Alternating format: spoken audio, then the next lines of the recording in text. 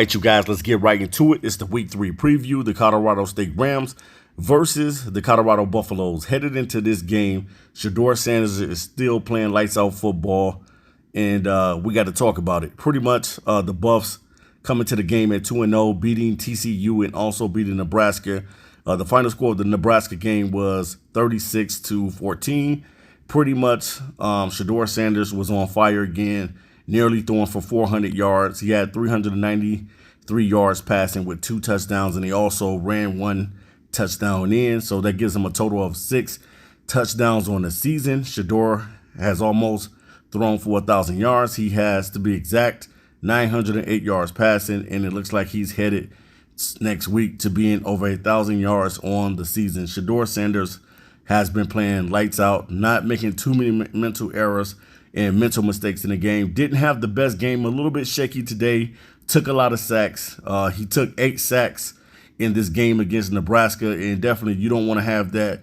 You want Shedeur either being able to run or get rid of the football. You don't want him holding on to the ball forever. You want him to be able to make a decisive decision and basically either run, or you want Shedeur Sanders to make a play. So heading into this game, man, Colorado State is 0-1, and the Buffs are 2-0. And Colorado State ended up losing to Washington State on a final score of 50-24. Pretty much Clay Millen is their guy. He kind of struggled against Washington State a little bit. He was 15 out of 24 for 110 yards and 1 interception. And then the other quarterback came in, Braden Fowler, Nicholas, or however you say his last name.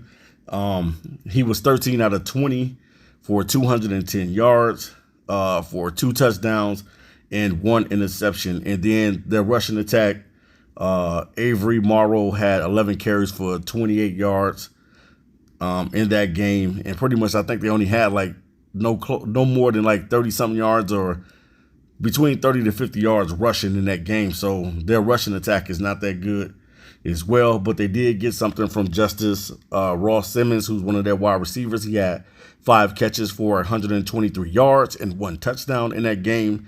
And then Torrey Horton had 9 receptions for 81 yards. So pretty much coming into this game, it's going to be a game of where the Buffaloes are going to be at. Are they going to start out hot like they did against TCU, or are they going to struggle a little bit like they did against Nebraska? Nebraska was holding their own for a while in that game, and then in the second half, the Buffs picked it up, and they were able to get the win, man. And you was happy to see that the defense have gotten better. The special teams did not let up any plays, but the defense continues to let up big runs and big plays. Jeff Sims ended up running a 57-yard scamper to the house, which I knew eventually he was going to break one. It was just a matter of time because he is a dual-threat quarterback, and I knew that they was going to have to account for him. So the only thing that I see headed into this game for the Buffs is they're going to have to be able to stop the run.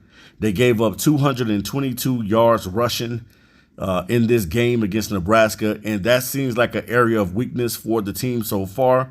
They're giving up a lot of big runs and big plays out of the backfield, and you don't want to have all those big plays headed into the game against Colorado State, which is another rivalry game. So you got 2 rivalry games back to back, but I think that Shedeur Sanders them is in this game against Colorado State Rams. I think that Shedeur is going to light it up again. I think he's going to end up passing for at least 400 yards and probably racking up 3 touchdowns in that game. That's just me making a guesstimation on what's going to happen in the next game. And I think that the Buffs are really going to blow the water off and blow the socks off Colorado State in that game. I got the Buffs winning that game 40-17. I'm going to say 40-17. They're going to win that football game against the Colorado State Rams. I really don't see the Rams having nothing that's really going to affect the Buffs.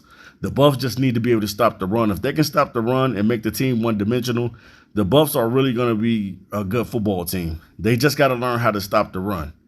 That's the only thing that I see that they have been having problems with, is being able to stop the run, stopping the running backs, and dealing with mobile quarterbacks. That's something that, and in the next couple games coming up, you got Oregon and you got USC.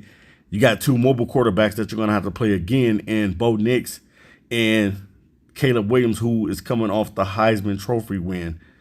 So definitely, man, Shedeur, his head is in the basket for being able to win the Heisman this year. I definitely think that Shedeur has all the talent in the world to be a Heisman winner, and he just has to continue to play phenomenal football. And if the Buffs continue to win, and if he continues to play at the all-time level that he's playing at, he's probably going to be one of the best and the greatest all-time when it comes to Colorado quarterbacks.